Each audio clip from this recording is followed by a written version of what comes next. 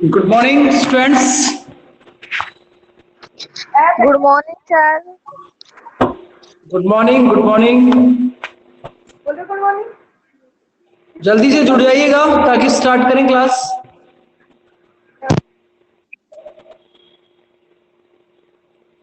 Good morning, बोलो यार.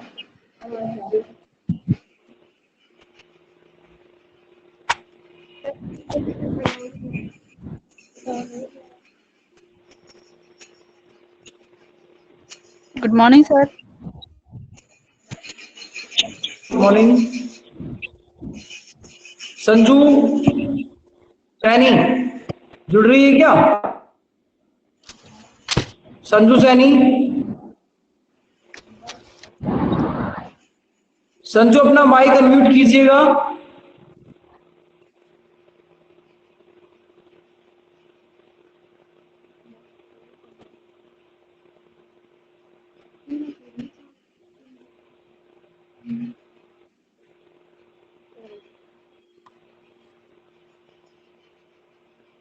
पूजा मीना.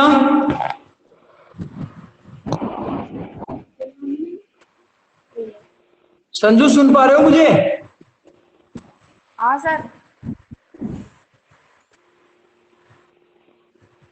संजू बोलिए, सुन पा रहे हो? हाँ सर, सुन पा रहे हैं.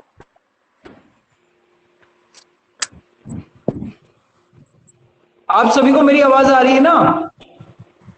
हाँ सर. हाँ sir. Okay, now class start. हम क्लास स्टार्ट करते हैं. कल मैंने जो छोड़ा था आपको वो अंतर्राष्ट्रीय व्यापार में असमानताएं हम कर रहे थे कि अंतर क्षेत्रीय व्यापार और अंतर्राष्ट्रीय व्यापार जो है उसमें क्या असमानताएं हैं. उसके मैंने 8 बिंदु आपको करा दिए थे. भौगोलिक दूरी के आधार पर भी अंतर्राष्ट्रीय व्यापार में असमानताएं हैं, उस विषय को हम देख रहे थे. और उसके बाद यदि हम चर्चा करें अगले बिंदु की, तो छात्रों यहां अगला बिंदु हमारा बनता है, देखिए अगला बिंदु बनता है व्यापार एवं विनिमय नियंत्रण. व्यापार और विनिमय नियंत्रण जो है ये भी अंतर क्षेत्रीय व्यापार और अंतर्राष्ट्रीय व्यापार को अलग करता है. इसमें ये आपका नवा बिंदु था, व्यापार और विनिमय नियंत्रण. अंतर्राष्ट्रीय व्यापार में सभी देश राष्ट्र हित को ध्यान में रखते विनिमय एवं व्यापार नियंत्रण करते हैं, परंतु अंतर क्षेत्रीय व्यापार में विनिमय नियंत्रण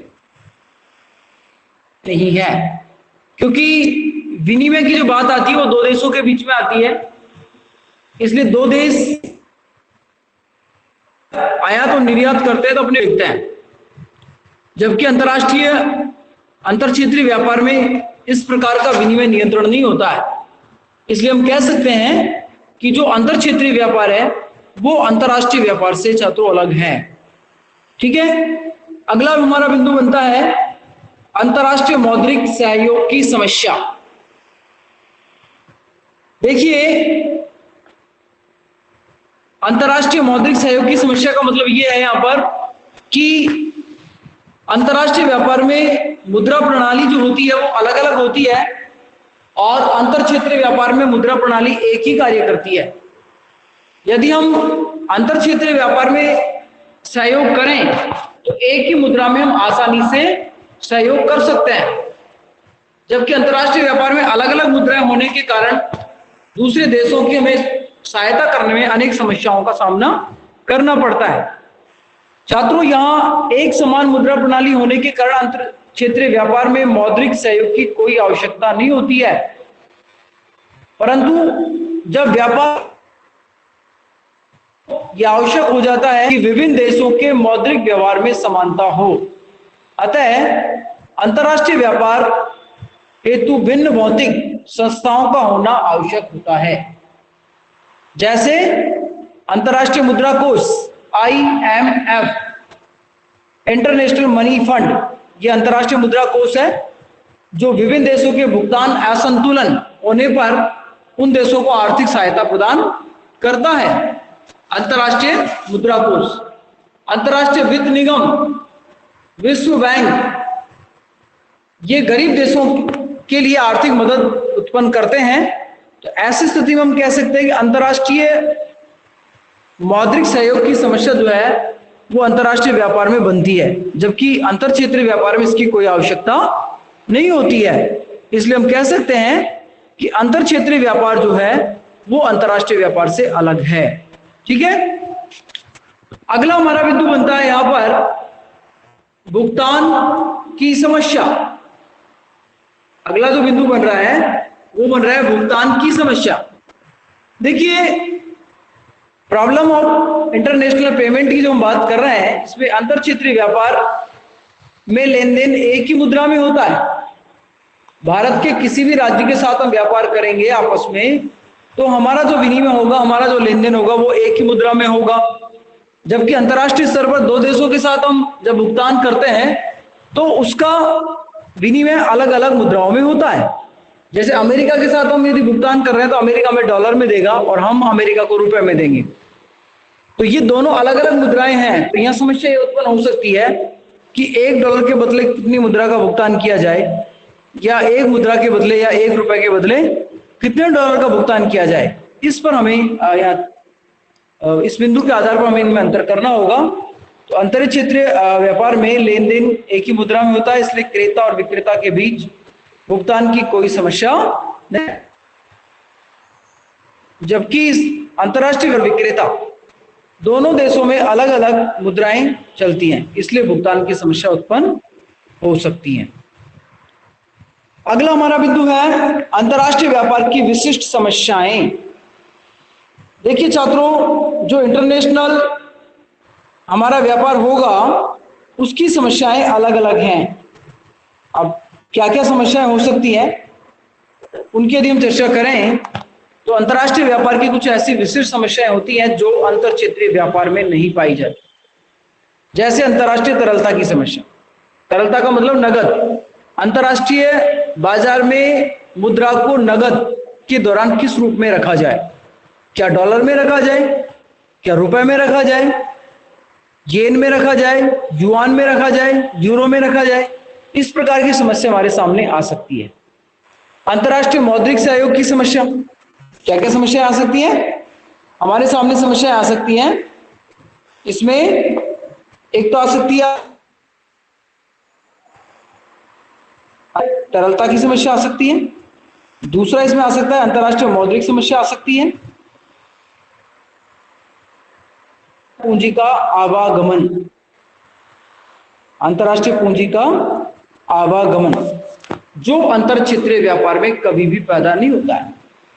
अंतर्राष्ट्रीय पूंजी के आवागमन का मतलब यह है कि जब दूसरे देशों से हमारे देश में इन्वेस्टमेंट आता है, मुद्रा के तौर पर, एफडीआई के तौर पर पोर्टफोलियो इन्वेस्टमेंट आता है, तो ये पूंजी का आवागमन है। तो ये पूंजी का आवागमन किस प्रकार से हो, ये भी अंतर्राष्ट्रीय व्यापार में एक प्रॉब्लम क्रिएट करता है, जबकि अंतर क्षेत्रीय व्यापार में इस प्रकार की समस्याएं नहीं होती। तो छात्रों, हमने लगभग अध्ययन किया है 12 से 13 और उनके निष्कर्ष के आधार पर हम कह सकते हैं कि अंतर क्षेत्रीय व्यापार जो है वो अंतर्राष्ट्रीय व्यापार से भिन्न है, अलग है। लेकिन यदि हेक्सर-ओलिन की बात को माने तो हेक्सर-ओलिन के अनुसार हम ये भी कह सकते हैं कि अंतर्राष्ट्रीय व्यापार और अंतर क्षेत्रीय व्यापार में जो अंतर है वो आंशिक है, डिग्री का है। इसलिए अंतर क्षेत्रीय व्यापार ही अंतर्राष्ट्रीय व्यापार की एक विशिष्ट दशा का निर्माण करती है। तो आधुनिक जो अर्थशास्त्री हेक्सर-ओलिन, उनका विचार यहाँ ज्यादा सार्थक होता है कि ज्यादातर जो समानताएं हैं वो दोनों प्रकार के व्यापार में पाई गई है, दोनों प्रकार के व्यापार में भिन्नताएं भी पाई गई हैं। लेकिन भिन्नताएं कुछ व्यापक न होने के कारण, आंशिक भिन्नताएं होने के कारण हम ये कह सकते हैं कि अंतर्राष्ट्रीय जो व्यापार है वो अंतर क्षेत्रीय व्यापार का एक विशेष प्रतिरूप बनता है। छात्रों, आगे हम बात करें कि उपयुक्त विश्लेषण के आधार पर यह कहा जा सकता है कि अंतर क्षेत्रीय एवं अंतर्राष्ट्रीय व्यापार में समानताएं कम हैं तथा अंतर अधिक हैं। यही कारण है कि प्रतिदिन अर्थशास्त्रियों ने अंतर्राष्ट्रीय व्यापार के लिए पृथक सिद्धांत की आवश्यकता को उचित माना है। यहाँ यह कहना उचित होगा कि दोनों प्रकार के व्यापारियों में या व्यापारों में मूलभूत अंतर न होकर केवल अंश या डिग्री का अंतर होता है, आता है प्रोफेसर बर्टिन ओहलिन, आधुनिक अर्थशास्त्री है प्रोफेसर बर्टिन ओहलिन। इनकी यदि बात को हम देखें तो छात्रों, बर्टिन ओहलिन ने कहा है, देखिए बर्टिन ओहलिन यहां पर उन्होंने कहा है कि अंतर्राष्ट्रीय व्यापार अंतर क्षेत्रीय व्यापार की एक विशिष्ट दशा है। हद तक सही है। आधुनिक अर्थशास्त्री इन समानताओं और इन असमानताओं को पढ़ने के बाद इस निष्कर्ष पर पहुंचते हैं कि अंतर्राष्ट्रीय व्यापार जो है वो अंतर क्षेत्रीय व्यापार की एक विशेष या विशिष्ट दशा है, जो काफी हद तक सही है। तो छात्रों, इन बिंदुओं के आधार पर हम जो हमने चर्चा की है, चाहे वो आपका अंतर्राष्ट्रीय व्यापार की बात हो, ठीक है, भुगतान समस्या की बात हो,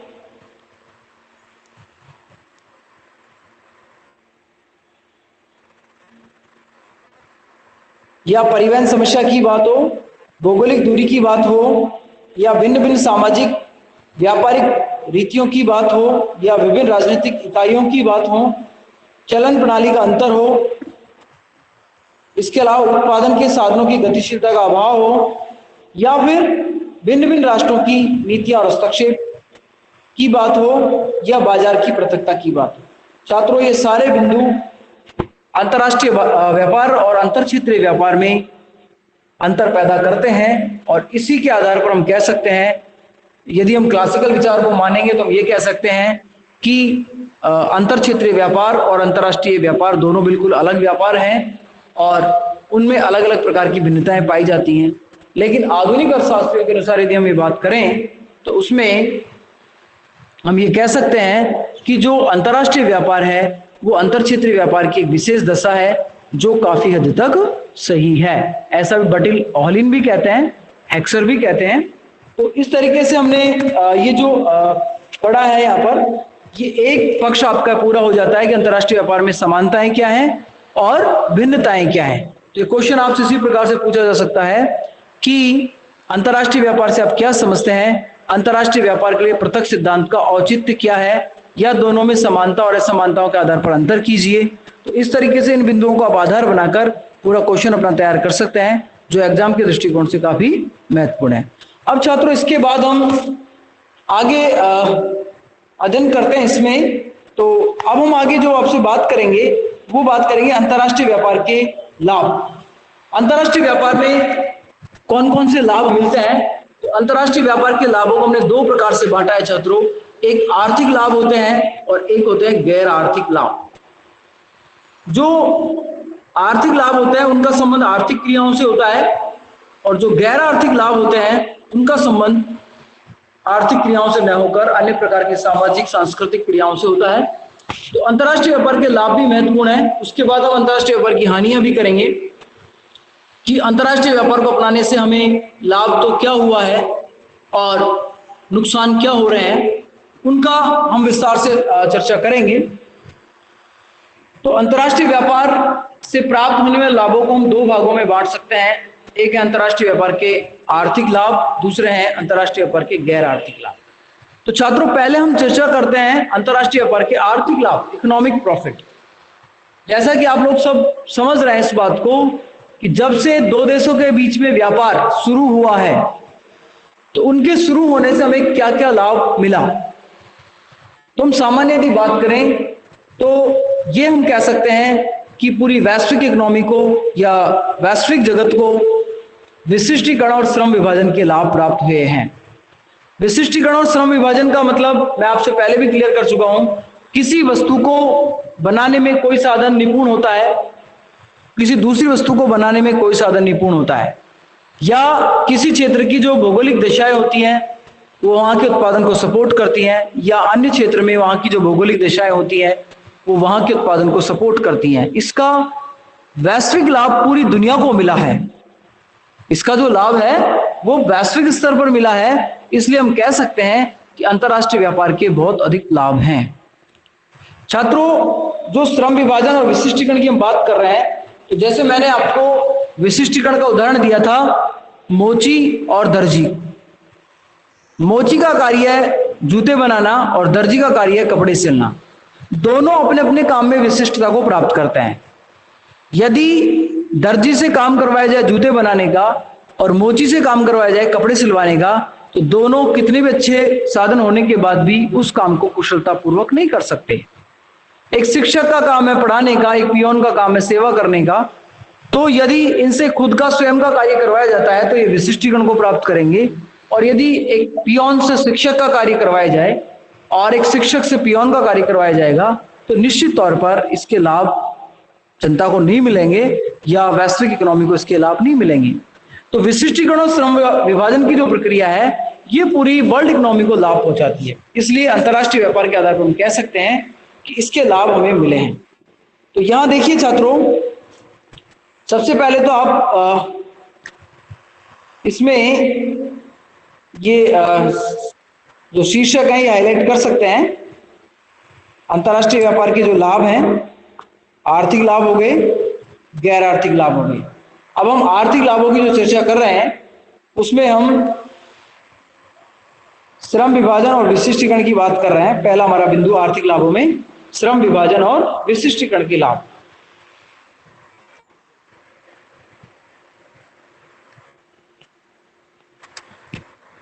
देखिए ये हमारा पहला बिंदु है, श्रम विभाजन और विशिष्टीकरण अधिकतम मात्रा में किया जा सकता है। ठीक उसी प्रकार अंतरराष्ट्रीय व्यापार में भी क्षेत्रीय श्रम विभाजन विशिष्टीकरण के कुल उत्पादन को अधिकतम किया जा सकता है। श्रम विभाजन के कारण ही विभिन्न देश उन वस्तुओं का उत्पादन कर पाते हैं जिनमें उनकी लागत न्यूनतम होती है एवं इससे उन्हें सर्वाधिक लाभ प्राप्त होता है। छात्रों एक छोटा सा उदाहरण यहां लेंगे कि मार्केट में जितने भी चाइनीज खिलौने हैं, आज हम ऐसी ऐसी टेक्नोलॉजी का अनुभव कर रहे हैं, ऐसी ऐसी वस्तुओं का उपभोग कर रहे हैं जिनको आप अपने श्रम साध्य से उत्पादित नहीं कर सकते थे। लेकिन अंतरराष्ट्रीय व्यापार की ये तकनीक जो है, ये विधा जो है, इसने दूसरे देशों की टेक्निक्स को हमारे उपभोक्ताओं के लिए उपभोग करने के लिए दिया है। तो बाजार में जितने भी चाइनीज खिलौने आ रहे हैं, चाइनीज वस्तुएं आ रही हैं, वो हमें अंतरराष्ट्रीय व्यापार के कारण ही मिल पाई है। तो ये अंतरराष्ट्रीय व्यापार का श्रम विभाजन और विशिष्टीकरण का लाभ है। कुछ वस्तुएं हमारे यहाँ भी बनती हैं जिनको हम अंतरराष्ट्रीय बाजार में दे रहे हैं और उसका लाभ वैश्विक इकोनॉमी उठा रही है। तो ये कह सकते हैं कि दूसरे देश की उत्पादन की जो सेवाएं हैं उनका लाभ हमारे नागरिक उठा रहे हैं और हमारे साधनों के उत्पादन की जो सेवाएं हैं उनका लाभ दूसरे देश के नागरिक या उपभोक्ता उठा रहे हैं। यही श्रम विभाजन और विशिष्टीकरण है। इससे लागत मिनिमाइज होती है, लागत कम होती है और लागत कम होने से लोगों का जो उपभोग का स्तर है वो बढ़ता है। तो छात्रों यहाँ जो प्रसिद्ध अर्थशास्त्री एल्सवर्थ है, एल्सवर्थ ने कहा है कि अंतरराष्ट्रीय व्यापार देश की सीमा से बाहर का विस्तार मात्र है, इसलिए विशिष्टीकरण और उससे उपलब्ध लाभों का अधिकतम विस्तार किया जाना चाहिए। ये एल्सवर्थ की परिभाषा है। एल्सवर्थ क्या कह रहा है? अंतरराष्ट्रीय व्यापार देश की सीमा के बाहर का विस्तार है, इसलिए वह विशिष्टीकरण और उससे उपलब्ध होने वाले लाभों के क्षेत्र को अधिक विस्तृत बना देता है। जिस प्रकार स्थानीय व्यापार व्यक्तियों की विशिष्ट अभिरुचियों में से लाभ प्राप्त करने में सहायता प्रदान करता है, ठीक उसी प्रकार अंतरराष्ट्रीय व्यापार प्रत्येक देश को अन्य देशों की विशिष्ट अभिरुचियों से लाभ उठाने एवं अपने स्वयं के साधन के साथ उपयोग करने का समर्थ बनाता है। तो एल्सवर्थ की जो परिभाषा है वो ये कहती है कि हमें अंतरराष्ट्रीय व्यापार का जो लाभ है वो श्रम विभाजन और विशिष्टीकरण के कारण प्राप्त होता है। छात्रों दूसरा बिंदु हमारा बनता है यहाँ पर, वो बनता है प्राकृतिक साधनों का पूर्ण उपयोग। देखिए प्राकृतिक साधनों के पूर्ण उपयोग से मतलब है कि कुछ जगह ऐसी हैं, कुछ देश ऐसे हैं, कुछ महाद्वीप ऐसे हैं कि वहां प्राकृतिक साधनों का भरमार है, लेकिन उनके पास तकनीकी और कैपिटल फॉर्मेशन का अभाव होने के कारण वो उन प्राकृतिक साधनों का उपयोग नहीं कर पाते हैं। जैसे आपने देखा होगा प्राकृतिक दृष्टि से यदि संपन्न कोई महाद्वीप है तो वो है अफ्रीका महाद्वीप। लेकिन आपको यह भी पता होना चाहिए कि अफ्रीका दुनिया का सबसे पिछड़ा महाद्वीप है, सबसे गरीब महाद्वीप है। क्यों? कि उनके पास प्राकृतिक धरोहर तो काफी मात्रा में है, लेकिन उस प्राकृतिक धरोहर का उपयोग करने के लिए उनके पास तकनीकी और पूंजी निर्माण नहीं है, शिक्षा का अभाव है। इस वजह से वो उन प्राकृतिक संसाधनों का उपयोग नहीं कर पाते हैं। तो जिन लोगों के पास या जिन देशों के पास प्राकृतिक धरोहर ज्यादा मात्रा में है, उसका विकसित देश अपने यहां व्यापार करके कच्चे माल के तौर पर और उसे निर्मित वस्तुएं बनाकर उसका लाभ वैश्विक इकोनॉमी को प्रदान करें। कि जैसे आजादी से पहले की यदि अपन बात करें तो हम इंग्लैंड के उपनिवेश थे, हमारे यहाँ पर औद्योगिक क्रांति नहीं हुई थी, उद्योग धंधे नहीं थे, तकनीक का विकास नहीं था, कैपिटल फॉर्मेशन नहीं था, लेकिन हमारे यहाँ पर कच्चा माल अधिक मात्रा में उत्पादित करते थे, कपास वगैरह, और उस कच्चे माल को इंग्लैंड भेजा जाता था। इसकी वजह से वहां निर्मित माल बनाकर, उसके कपड़े बनाकर, सूती वस्त्र बनाकर हमारे देश में उनको भेजा जाता था और उपभोक्ता उनका उपभोग करते थे। अब देखिए छात्रों, यहाँ अंतर्राष्ट्रीय व्यापार कारण ये लाभ मिल सका उपभोक्ता को। यदि अंतर्राष्ट्रीय व्यापार नहीं होता तो हम उन कपड़ों का लाभ नहीं ले सकते थे। तो अमेरिका भी एक संपन्न देश है, अमेरिका खाड़ी के देशों से तेल प्राप्त करता है, उनके यहाँ से कच्चा माल प्राप्त करता है और उसे निर्मित माल बनाकर वैश्विक इकोनॉमी को उन वस्तुओं का उपभोग कराता है। तो कहने का मतलब हम ये कह सकते हैं प्राकृतिक साधनों का पूर्ण उपयोग किसमें हो रहा है? अंतर्राष्ट्रीय व्यापार में हो रहा है। तो इसे हम यदि पढ़ें तो ऐसे कह सकते हैं कि अंतर्राष्ट्रीय व्यापार जो है उसमें व्यापार देश में उपलब्ध प्राकृतिक साधनों का अधिकतम उपयोग किया जा सकता है। प्राय प्रत्येक देश में कुछ विशिष्ट प्राकृतिक साधन प्रचुर मात्रा में उपलब्ध होते हैं। स्वाभाविक है कि देश में जो प्राकृतिक साधन प्रचुर मात्रा में उपलब्ध होते हैं उन पर अधिक उद्योगों को विकसित कर उपलब्ध प्राकृतिक साधनों का पूर्ण उपयोग किया जा सकता है। वेस्टेबल के शब्दों में हम यदि बात करें, कह रहा है कि वेस्टेबल कह रहा है यहां पर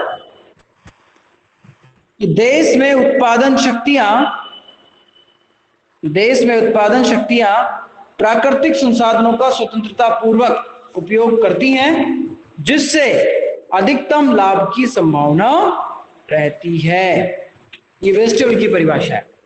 वेस्टेबल ने कहा है देश में उत्पादन शक्तियां देश के प्राकृतिक साधनों का स्वतंत्रता पूर्वक उपयोग कर रही हैं, जिससे अधिकतम लाभ की संभावना रहती है। तो छात्रों, प्राकृतिक संसाधनों का पूर्ण उपयोग में भी अंतर्राष्ट्रीय व्यापार मददगार है।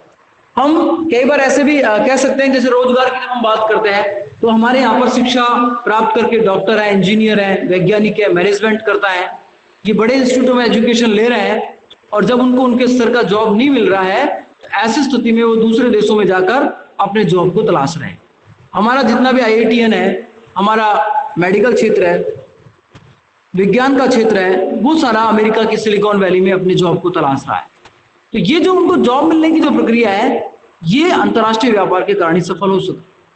आज हम भी उन देशों से जब हमें जरूरत पड़ती है अच्छे डॉक्टरों की, अच्छे इंजीनियरों की, तो वो भी हम अपने यहाँ देश में उनको मंगवा सकते हैं, उनको हायर कर सकते हैं, इसके लाभ भी हमें मिलते हैं। तो प्राकृतिक संपदा जो है, जिसमें आप कच्चे माल की बात कर रहे हैं, कच्चे तेल की बात कर रहे हैं, या उद्योगों संबंधित कृषिगत पदार्थों की हम बात करें, इन सारी दशाओं में ही एक दूसरे देश आपस में लाभ उठाकर वैश्विक इकोनॉमी को इसका लाभ दे सकते हैं। अगला बिंदु छात्रों हमारा बनता है रोजगार सृजन एवं आय में वृद्धि। रोजगार सृजन एवं आय में वृद्धि, ये हमारा अगला बिंदु बनता है, तीसरा पॉइंट हमारा। देखिएगा,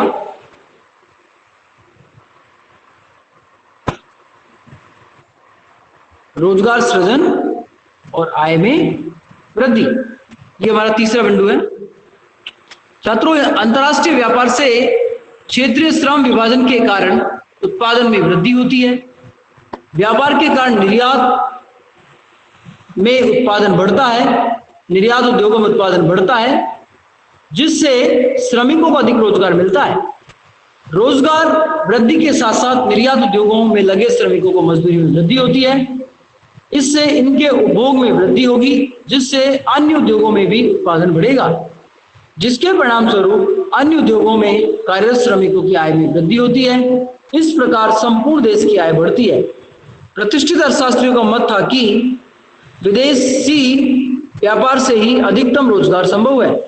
रोजगार एवं आय में प्रारंभिक वृद्धि गुणक प्रभाव के कारण आय व रोजगार में कई गुना वृद्धि कर दी। छात्रों, यहाँ एक अलग शब्द आया है और वो अलग शब्द है गुणक प्रभाव। तो इस गुणक प्रभाव को आपको समझना होगा। गुणक प्रभाव क्या होता है? आपने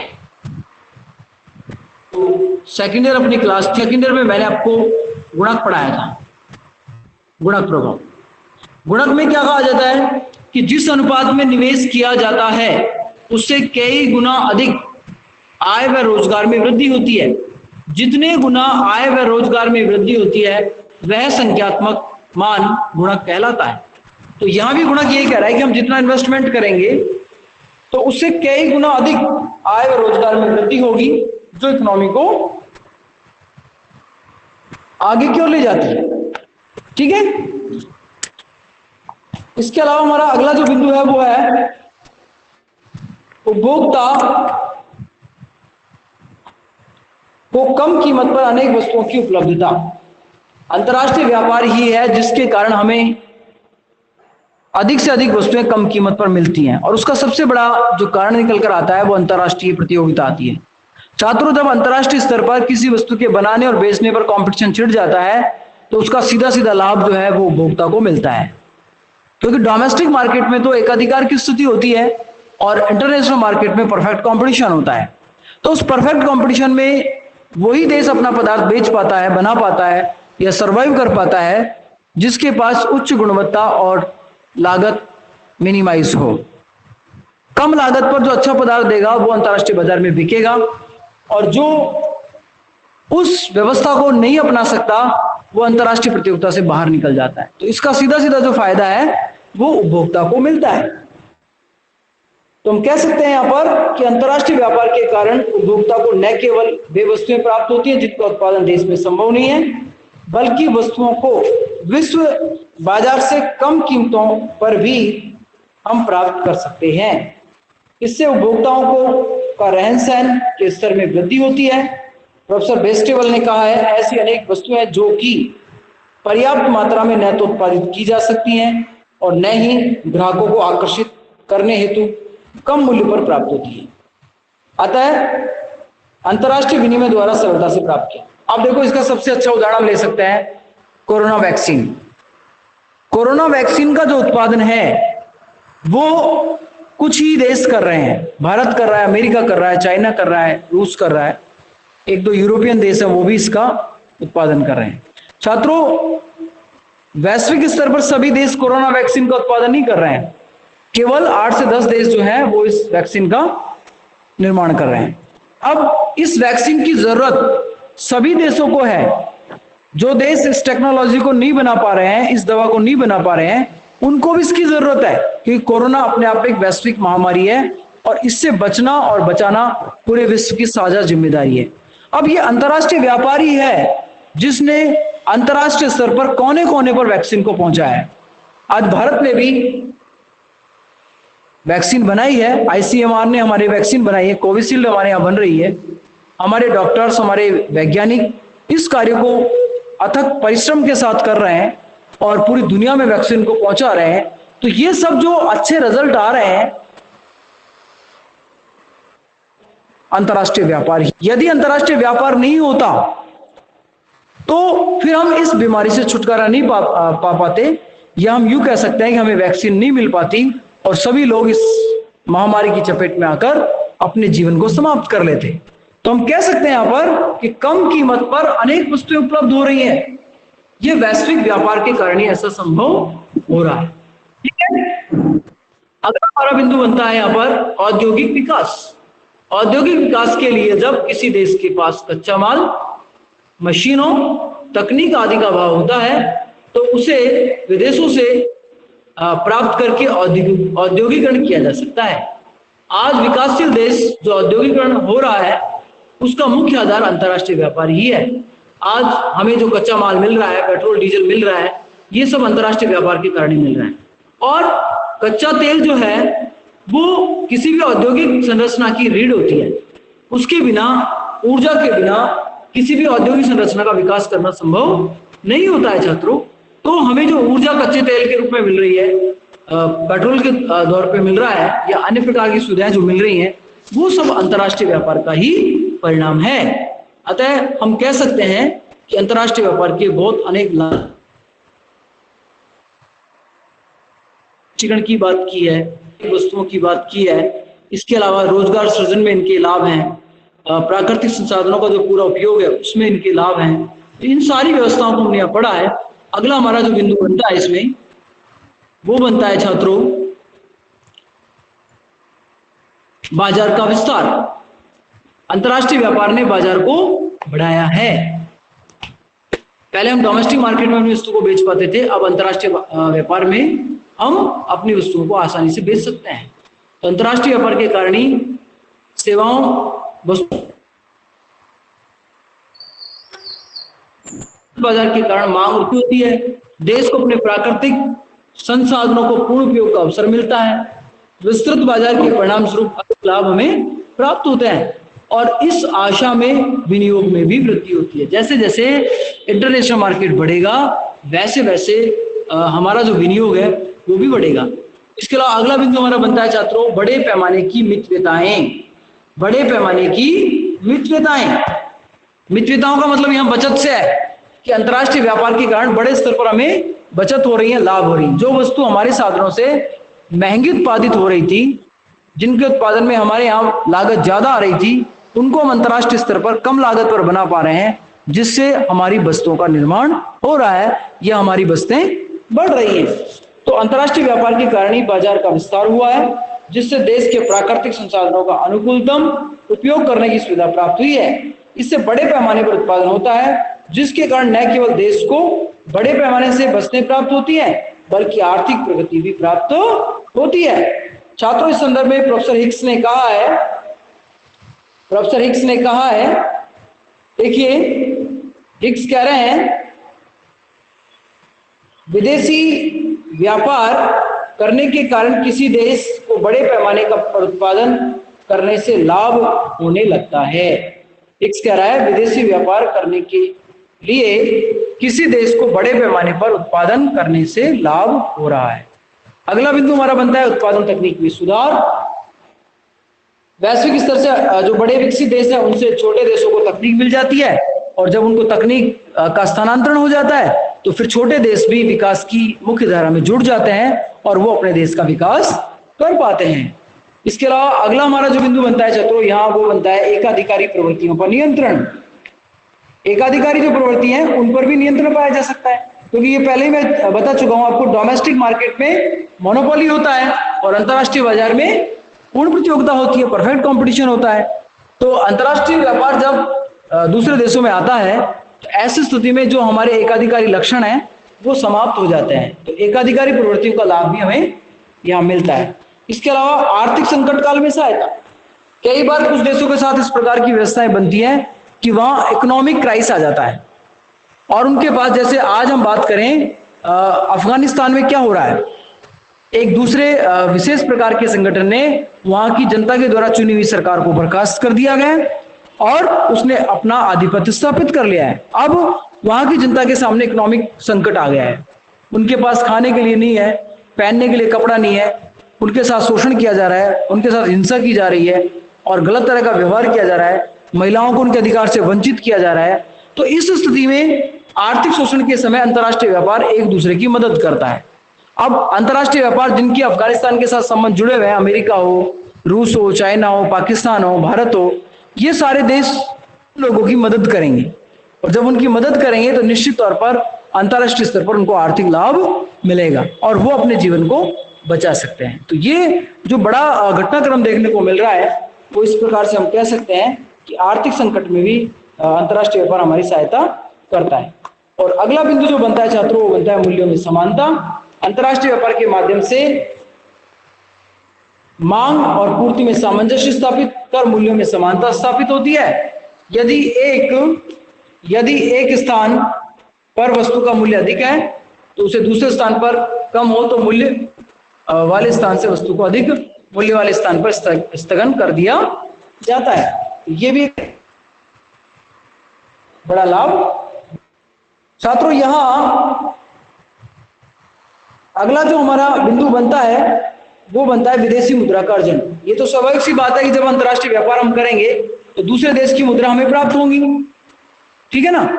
और जब हम अंतर्राष्ट्रीय व्यापार नहीं करेंगे तो दूसरे देश की मुद्रा भी हम प्राप्त नहीं कर सकते। आज हम अमेरिका के साथ व्यापार कर रहे हैं तो हमें डॉलर प्राप्त हो रहा है, चाइना का युआन प्राप्त हो रहा है, जापान की येन प्राप्त हो रही है, यूरो प्राप्त हो रहा है।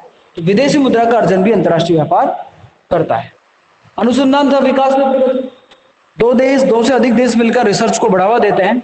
आज ये वैक्सीन का जो निर्माण है वो किसी एक देश का अथक प्रयास नहीं है, इसमें बहुत सारे अनेक देशों के वैज्ञानिकों की सेवाएं हैं जिसमें उन्होंने मिलकर इस वैक्सीन का निर्माण किया है।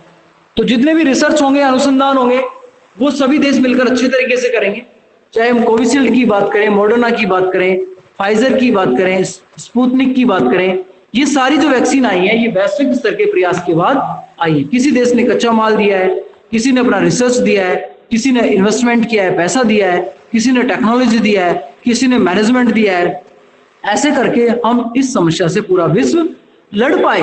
तो ये जो कारण है ये भी अंतर्राष्ट्रीय व्यापार कारण ऐसा हो सका। अगला हमारा बिंदु बनता है कच्चे माल की उपलब्धता। जिन क्षेत्रों में कच्चा माल नहीं होता छात्रों, उन क्षेत्रों को कच्चे माल की जो उपलब्धता है वो वैश्विक स्तर से कर दी जाती है और वो अपने विकास कार्य को आगे बढ़ा सकते हैं। और अंतिम हमारा जो बिंदु बनता है वो बनता है प्रबंधन व्यापारिक कौशल का विकास। अंतर्राष्ट्रीय व्यापार में शामिल देशों के मध्य व्यापारिक सहयोग बढ़ने के कारण व्यापार विधियों, प्रबंध कला तथा विक्रय प्रबंधन, वित्तीय प्रबंधन और कार्यालय प्रबंधन तथा विज्ञापन प्रबंधन आदि के विकास संभव हो सका। तो छात्रों, ये मैंने 15 बिंदु आपको फास्टली आपको एक्सप्लेन किए हैं। ये सारे के सारे बिंदु जो है वो अंतर्राष्ट्रीय व्यापार के लाभ के बिंदु बनते हैं। अब मैंने इसका पीडीएफ आपको डाल दिया है, उसको आप अपने कॉपी में करें, उसके पॉइंट्स बनाकर अंतर्राष्ट्रीय व्यापार के लाभ और उसमें किस तरह कोई बिंदु में समस्या आती है तो आप चैट बॉक्स के माध्यम से मुझसे पूछ सकते हैं, ठीक है। अब आपके पास 2 मिनट का समय है, यदि आप कुछ पूछना है तो आप बोलिएगा। Hello sir. हाँ बोलिए। पीडीएफ नहीं मिली है। क्या? पीडीएफ नहीं मिली है इसमें। बेटे ग्रुप में डाली हुई है मैंने, कल की भी डाल दी है और आज की। जो इकोनॉमिक्स का 15 नंबर वाला ग्रुप है ना, अपना जो सामूहिक ग्रुप है ना, व्हाट्सएप पे ग्रुप है अपना, सुन पा रहे हो मुझे?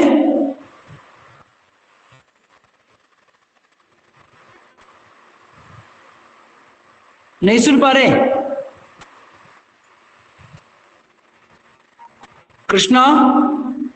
Yes sir. सुन पा रहे हो? Yes sir. जो कॉमन ग्रुप अपना बनाया है व्हाट्सएप पे, उस पे पीडीएफ मिलेगा आपको। हाँ सर। वहां से आप काम कर लेना। कुछ पूछना है आपको? नहीं सर। चलो, thank you. Thank you sir. आप एग्जिट हो जाइए। सर आपने पीडीएफ भेज दिया आज का? हाँ, दोनों भेज दिए, कल का भी आज का भी। ठीक है सर।